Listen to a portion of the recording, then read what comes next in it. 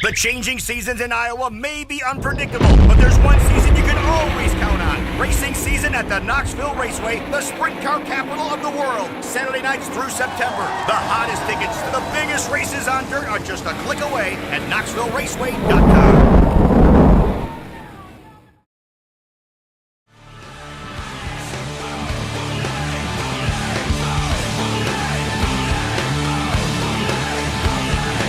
7:51 on Laser 103.3. It's a Morning Moose Show, 244-1033. But no calls now because in the studio we have the $1 Million Man, Ted Dibiase.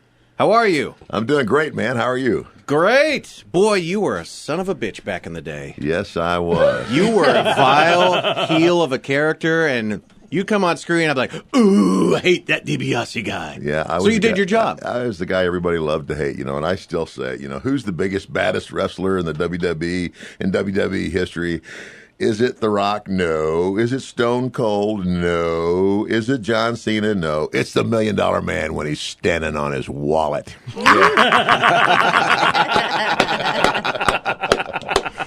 He threw in the laugh. Very nice. My day is complete. What would you do to get into character, like before doing promos and stuff?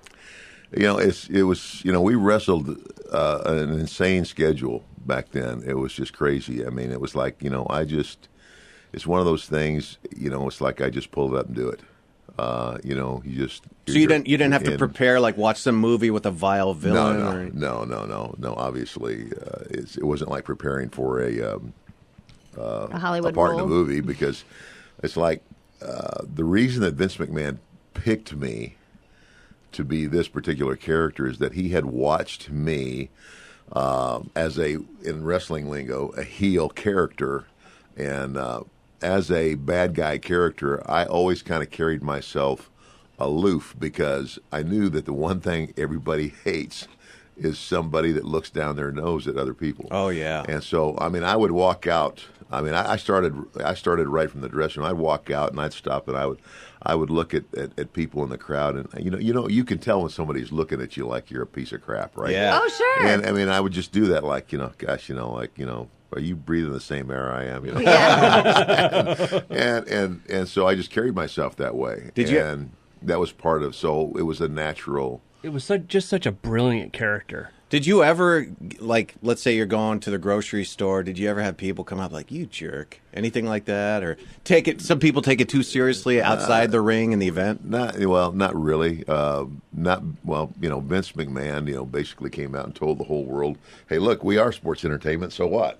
And now if you'd have gone back a few years before that, down in the South where I was wrestling in Louisiana and Mississippi, there's a lot of folks down there that they took their wrestling real serious. Yeah, well, a lot of people in those areas don't know the difference between reality. Yeah. or lovers and their sisters. There's that issue as well. Ted Dibiase, the $1 Million Man, joins us this weekend.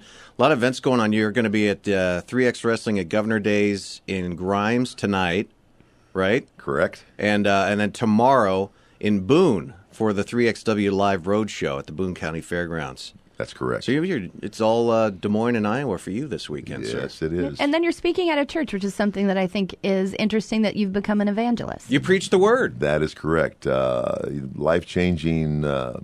I was raised as a Christian and clung very much to it through my early years. My stepfather, Mike Dibiase, died of a heart attack in the ring when he was 45. I was 15 years old, and that was pretty devastating. My mother turned to alcohol. I moved in with my grandparents, and it was a tough time. And my faith in God, I believe more than anything, as a young man, carried me through that difficult time. But what happened to me, and it's all part of my story, is that when I got all that I was asking for, the scholarship to go play college football and all that stuff, enter male pride and ego from about 18 to 38.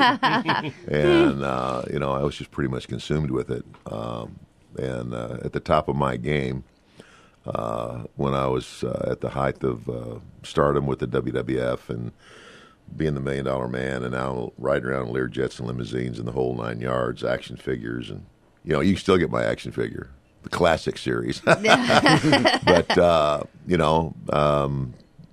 when I feel like God kind of pulled the rug and said, I want to give you a dose of reality here. And I was confronted by my wife for adultery. And, it's like you hear about it in a lot of songs, but I lived it. And it was kind of like that's when I took a hard look in the mirror and said, what are you doing? You've put at risk the most valuable things in your life, all for the sake of stroking your ego.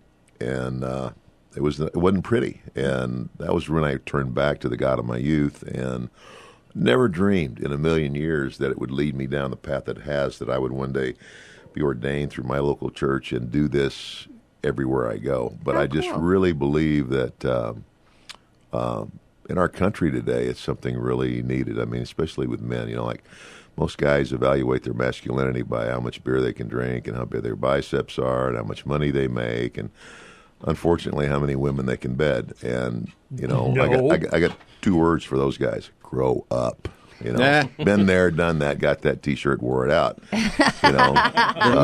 Integrity,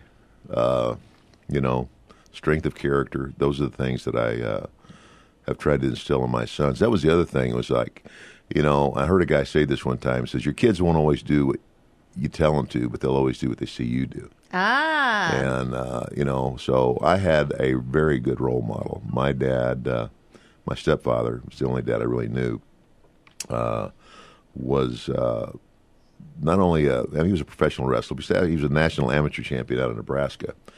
And, so not just that, but just the way I was raised and the values that I was raised with. I went back to that, and, family and all of those things come before all the other junk in life. And I think that's what's missing a lot in our culture today. So you had a good basement to build on. Yes, I did. The $1 Million Man, Ted Dibiase. And where are you going to be Sunday as far as the church? Is it the high school in Grimes off the northwest corner of Des Moines? That's the later thing in the day, oh, right? Okay. What's the church name again? Crossroads Community Crossroads Community Church. Okay. For the service that morning, and then Sunday night at 7 o'clock at DCG High School is kind of the open event to everybody. So definitely 7 o'clock, DCG High School. Okay, and that's Ryan Berger giving us the instructions. He's standing in for Virgil. Okay. Did Virgil pass away? Or no. Did I? Okay. No. It seems like wrestlers drop every couple years or that's so. that's the sad result of. It's like people, anybody that went, because a lot of people asked me about the movie The Wrestler and the character that Mickey Rourke played.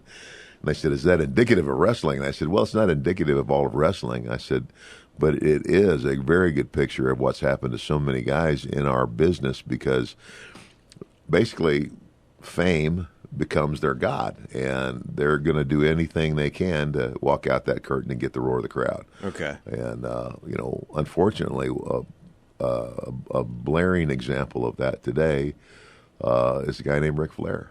Rick was a tremendous wrestler, but Rick has always lived for the roar of the crowd. I mean, he's been married and divorced, 3 times, dysfunctional family.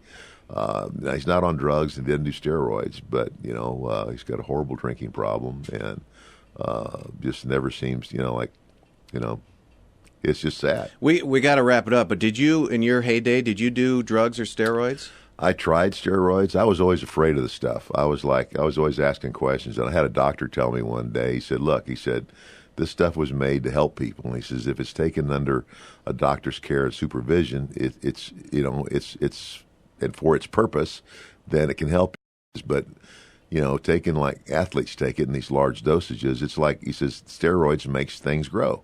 And he said, let's say you've got a dormant tumor or disease that you may have been born with, which I didn't know was possible. They said, you can be born with cancer and never, he said, it's like playing Russian roulette, click, click, click, bang. That's all I needed to hear. But drugs and alcohol, I did my share. But the real demon in my life was lust. It was the women, the ladies, and they love the monies and the Dibiase. Oh yeah, and of course, I get the one gimmick that Yeah, that just that is hollow. all consuming. Yeah, it hollow all women consumed me are for a long. Why you know, couldn't I so- be the small wanged wrestler or something, right? $1 Million Man Ted DiBiase tonight at Grimes, northwest corner of Des Moines at the 3X Wrestling at Governor's Days. And then tomorrow at 3XW Live Roadshow at Boone County Fairgrounds. Do you have a website? People get more information? Brian? Probably the best place to check out is 3xwrestling.com. All right, go to 3xwrestling.com. We'll put a link up there. And it's a pleasure meeting you, sir. Hey, it's great to be here. You're way And- more pleasant than your public persona in the 80s. Well, just remember, everybody's got a price for the $1 Million Man. Damn it, DiBiase! Every man has his price. That's the name of his book, too, by the way. Thanks again, sir. We appreciate it. My pleasure.